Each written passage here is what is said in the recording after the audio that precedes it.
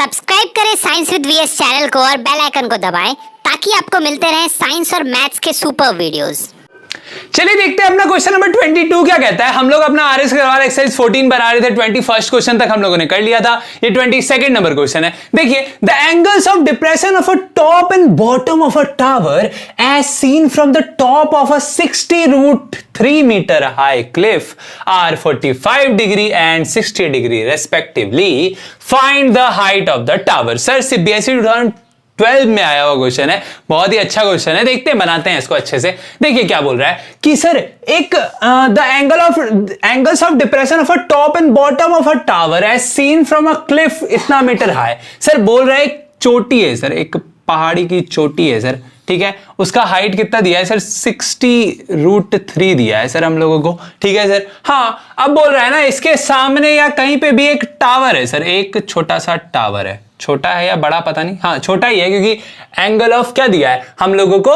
Depression दिया है, ठीक है। मतलब यहां से कितना झुकेगा ये लाइन इसके टॉप और बॉटम में जाने के लिए, वही हमको गिवन है, वही होता है ना एंगल ऑफ डिप्रेशन। तो दोनों के बेसिस को मिलाते हैं। ये हमारा क्लिफ है, ये हमारा टावर है, आमने सामने है दोनों, ठीक है। अब बोलता है इसका एंगल ऑफ डिप्रेशन, यानी कि ये एंगल, ये यहां से ये लाइन कितना झुका हुआ है अपने नॉर्मल से, उसी को हम लोग एंगल ऑफ डिप्रेशन बोलते हैं, ठीक है। हाँ, तो ये कितना झुका हुआ है सर? ये हमको दिया है कितना? टॉप का दिया है 45 डिग्री, तो ये हो गया सर हमारा 45 डिग्री, ठीक है। चल बिल्कुल चल, कोई दिक्कत नहीं। अब बॉटम के लिए हमको दिया है कितना? 60 डिग्री। ये हमारा कितना हो गया? 60 डिग्री, ये हमारा लाइन, ठीक है। कोई दिक्कत नहीं सर, फिगर बन गया, क्वेश्चन बन गया। Find the height of the tower, आपको ये निकालना है, ये गिवन है, ये निकालना है, बस। क्या ही दिक्कत है? अब देखिए, ये टॉप को अगर हम इसको क्या इंटरसेक्ट कराएं तो एक ट्राइंगल फॉर्म होगा हमारा, है ना सर? हाँ, और अब हम मान लेते हैं कि ए बी हमारा क्या है? क्लिफ है, और सी डी हमारा क्या है सर? बोलिए ना, सी डी हमारा है क्या है सर? टावर है, जिसका हमको हाइट निकालना है, बस। और क्या ही है सर क्वेश्चन में? क्या ही है सर? अब देखिए, ये हम मान लेते हैं पी पॉइंट, जहां पे ये इसको इंटरसेक्ट कर रहा है, ठीक है। कोई दिक्कत नहीं सर, क्या ही दिक्कत होगा? अब देखिए सर, जो हम लोगों ने माना वो लिखना भी तो पड़ेगा। तो let A B the cliff, है ना, and C D be the tower. देखिए सर, अब एक चीज अगर आप लोग समझ लीजिएगा ना तो क्वेश्चन बन जाएगा सर। बस एक ही चीज समझना है, क्या सर? कि देखिए, ये जो हमारा लाइन है, मान लो ये एक्सटेंशन लाइन हमारा क्या है? एक्सटेंडेड लाइन है जेड, ठीक है। तो A Z is parallel to B D, दोनों पैरेलल है कि नहीं? या फिर A Z is parallel to C P. ये देखिए, ये एक रेक्टेंगल बन रहा है, तो ये दोनों तो पैरेलल एंड इक्वल होगा ही, ठीक है। साथ में ये तीनों एक दूसरे के पैरेलल है, ठीक है। तो यहां से हमको क्या मिलेगा कि देखिए सर, ये लाइन दो पैरेलल लाइंस को ट्रांसवर्सली इंटरसेक्ट कर रहा है, ट्रांसवर्सल इंटरसेक्ट कर रहा है सर। तो ये जो एंगल होगा और ये जो एंगल होगा, दोनों क्या होगा? अल्टरनेट एंगल्स होता है, और alternate angles are always equal. तो देखिए, ये वाला जो लाइन है इसका एंगल कितना है? 60 डिग्री, तो ये भी 60 डिग्री, ठीक है, समझे? अब देखिए, A Z is parallel to CP भी तो है, ये दोनों भी तो पैरेलल है सर। तो ये एंगल और ये एंगल भी तो अल्टरनेट एंगल्स होगा, और ये भी तो 45 डिग्री हो जाएगा। अब इसको लिखना भी तो पड़ेगा, है ना सर? तो लिखते हैं सर, फ्रॉम फिगर क्या मिलता है सर हमको फिगर से? कि ए जेड इज पैरेलल टू, पहले सीपी लिखते हैं, ठीक है, उसके बाद वो लिखेंगे सीपी, ठीक है। हाँ, अब दोनों पैरेलल है, तो क्या sir? Angle Z A C is equal to angle क्या हो जाएगा? कौन सा sir? A C P Pradyuman, ठीक है। क्यों सर? क्योंकि ये अल्टरनेट एंगल सेट सर। कोई दिक्कत नहीं सर, क्या ही दिक्कत होगा इसमें? तो सबको पता है ना? हाँ, एंड ऑल्सो क्या है? A Z is parallel to D B या बी डी, दोनों क्या है? पैरेलल्स है एक दूसरे के, ठीक है सर। हाँ, अब पैरेलल है तो फिर से कौन सा एंगल इक्वल होगा? A Z A D, angle Z A D. देखिए सर, जो मैं बोल रहा हूं ना वो आपको फिगर में भी देखते रहना है, तो आपको समझ में आएगा अच्छे से। जेड ए डी जो हमारा एंगल है, ये पूरा एंगल जो है, ये पूरा एंगल जो कि 60 डिग्री है, वो किसके इक्वल होगा सर? वो इक्वल होगा ए डी बी के, एंगल ए डी बी, या बी डी ए भी लिख सकते थे, ठीक है। फिर से क्यों इक्वल हुआ सर? क्योंकि ये क्या है? अल्टरनेट एंगल्स है। कोई दिक्कत इसमें नहीं है ना, नहीं होगा दिक्कत, बिल्कुल नहीं होगा, मुझे पता है आप लोग बहुत तेज है पढ़ने में। अब देखिए, अगर आप यहां पे देखें कि सर देखिए सीपी और बीडी ये भी तो रेक्टेंगल के ऑपोजिट आर्म्स हैं, तो ये दोनों भी तो इक्वल होंगे ना सर। तो अब अगर आप देखें कि हमारा ए सी पी ट्राइंगल और ए डी बी ट्राइंगल दोनों का बेस सेम है सर, बस एक सेम क्वांटिटी हमको निकालना पड़ता है, एक सेम आर्म निकालना पड़ता है और हमारा क्वेश्चन बन जाता है। तो सेम निकल गया, दो इक्वेशन फॉर्म होगा, इक्वेट करेंगे आंसर आएगा। वही करेंगे फिर से जो पहले से करते आ रहे हैं। देखिए कैसे करेंगे, बोल तो दिए बहुत कुछ, देखते हैं करते हैं अब, ठीक है। हाँ अब देखिए, अगर आप देखें in triangle A C P, in triangle now in triangle A C P Pradyuman, तो हम लोगों को क्या मिलेगा कि टेन थीटा लगेगा। क्यों सर? क्योंकि जब भी परपेंडिकुलर और बेस का रिलेशन होता है हम लोग क्या लगाते हैं भैया, टेन थीटा लगाते हैं, ठीक है। तो टेन थीटा यहां क्या है, सी है हमारा, है ना। हाँ, इज इक्वल टू क्या होगा, थीटा के सामने वाला परपेंडिकुलर यानी कि ए पी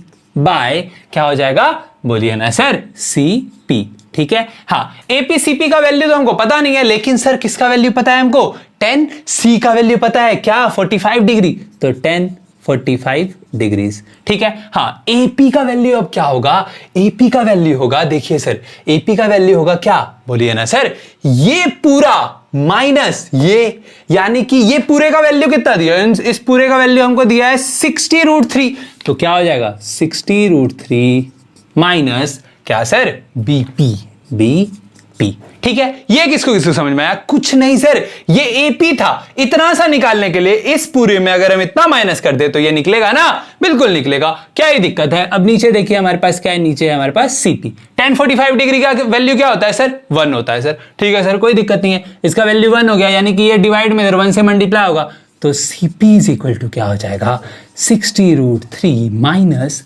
बीपी। कोई दिक्कत इसमें नहीं सर, क्या ही दिक्कत है। आप इसको नहीं भी करते ना, आप इसको क्या रहने देते, एपी रहने देते, तो भी देखिए CP is equal to AP आ जाता, ठीक है। अब आपको बीडी का वैल्यू पता लगता है, सीपी का वैल्यू पता लगता है, तो एपी का भी वैल्यू पता लगता है, वैसे भी निकाल सकते थे, कोई दिक्कत नहीं था और आसान हो जाता वो, लेकिन कोई बात नहीं, हम थोड़ा सा क्या करेंगे सर, किक के साथ चलेंगे, ठीक है।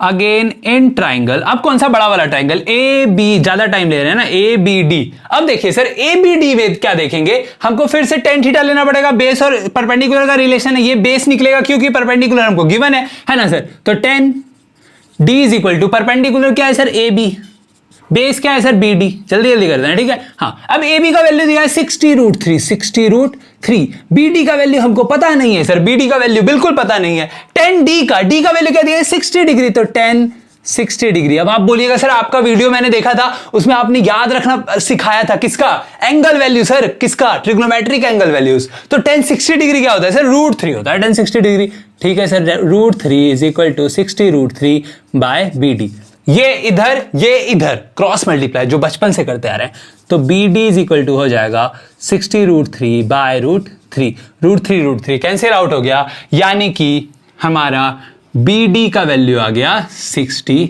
Metre sir. अब अगर आप देखें, क्या देखें सर, कि B D is equal to क्या सर, सीपी, है ना सर, है ना सर, बिल्कुल। अब दोनों जब इक्वल है, और यहां से हम एक और रिलेशन निकाल सकते थे कि हमारा बीपी जो है वो नहीं, सॉरी, हमारा जो एपी है वो सीपी के बराबर है। क्यों? क्योंकि ये 1 हो जाता, ये 1 होता ना, ये यहां जाता, दोनों रिलेशन बनता, लेकिन वैसे नहीं, थोड़ा सा मुश्किल तरीके से बना रहे हैं, ठीक है। हाँ सर, अब देखिए ये हमारा आ गया ना 60 डिग्री, यानी कि ये आ गया तो हमारा सीपी 60 डिग्री आ गया, ठीक है। अब हम क्या देखेंगे कि ये जो है बीडी और ये जो है सीपी दोनों क्या है सर, इक्वल है ना सर, बिल्कुल इक्वल है, नहीं है, हाँ, क्यों लिखते हैं, we know BD is equal to CP, ठीक है, वी नो लिखना है यहां पे, ठीक है। हम जानते हैं कि B D is equal to CP है, क्यों है सर, आप लिख सकते हैं opposite arm of a rectangle, opposite arm है रेक्टेंगल का, opposite sides of a rectangle है, इसीलिए इक्वल है,